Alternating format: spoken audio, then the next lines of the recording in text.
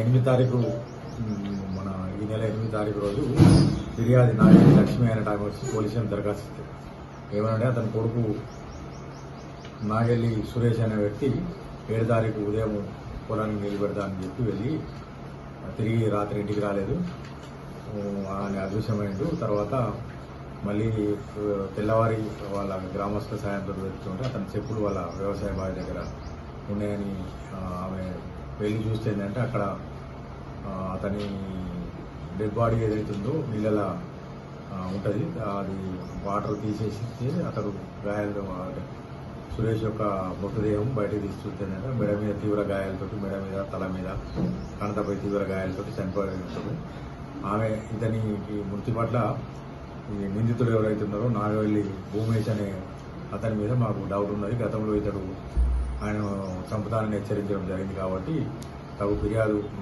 చట్టరీత్యా తగు చర్య తీసుకోమని ఫిర్యాదు చేయడం జరిగింది. దాని మీద విచారణ చేపట్టినాము. మన ఎస్ఐ రాయకల్ మరియు సిఐ జగిత్యాల రూరల్ గారు నేరస్థానానికి వెళ్ళి ఇంక్వెస్ట్ పంచనామా చేసి విచారణ చేపట్టి విచారణలో భాగంగా ఏం తెలిసిందంటే నాగెల్లి భూమేష్ అనే అతడు ఇతన్ని మృతుని గత కొంతకాలంగా మృతుని మీద అతడు వాళ్ళ భార్యతో సన్నిహితంగా ఉంటుందని అనుమానం పెంచుకొని పగ పెంచుకున్నాడు. దాన్ని దృష్టిలో ఉంచుకొని దాన్ని ఎలాగైనా అంతమొందించాలని గత కొద్ది రోజులుగా ప్లాన్ చేసి అతడు అతని గురించి ఎదురు చూస్తూ ఉన్నాడు. దీనిలో భాగంగా ఏంటంటే ఈ 7 తారీఖు రోజు అతడు రెగ్యులర్గా మృతులు అక్కడ వాళ్ళ వ్యవసాయ బావికి వస్తారని తెలుసుకొని ముందే ఇతడు 7:30 ఆ సమయంలో అక్కడికి వెళ్ళి మళ్ళీ తిరిగి అతను మోటార్ సైకిల్ అక్కడ పెట్టి తిరిగి రోడ్డు మీదకి వస్తాడు. వచ్చి అక్కడ నిల్చొని మృతుడు వస్తుంటే అతన్ని లిఫ్ట్ అడుగుతాడు.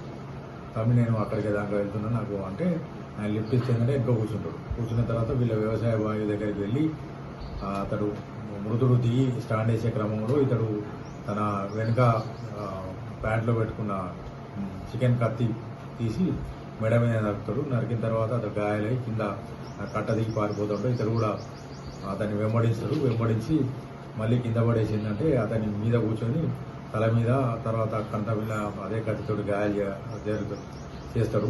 తర్వాత చనిపోయిన నిర్ధారించుకొని ఈ మృతుడిని ఆ కత్తిని ఏంటంటే బావిలో తోసేస్తాడు. ఈ క్రమంలో నిందితుడి యొక్క సెల్ ఫోన్ కూడా బావిలో పడిపోతుంది. సో ఇది ఇతడు ఇంట్రాగేషన్లో ఒప్పుకున్నాడు. అతన్ని కలిసి పిలిపించుకొని వేములవాడకు వెళ్తాడు. దేవుని సేవకు వెళ్ళి ఇంట్లో కూడా నేను సేవకు వెళ్తున్నా అని చెప్పి ఎవరికి అనుమానం రాకుండా చేద్దామని చెప్పి తర్వాత మన పోలీసు వారు అతనికి సమాచారం చేసి అతన్ని పట్టుకోవడం జరిగింది. నిందితుడి యొక్క ఫోను బావిలో పడిపోతుంది. తర్వాత తెల్లవారి అతడు రాయకల్కి వెళ్ళి తన ఫోను ఎక్కడో పోయింది అని చెప్పి అదే మొబైల్ నెంబర్ తోటి సిమ్ కార్డు మార్చుకుంటాడు బయోమెట్రిక్ ద్వారా. వారిని కూడా మేము ఎగ్జామ్ చేస్తాం.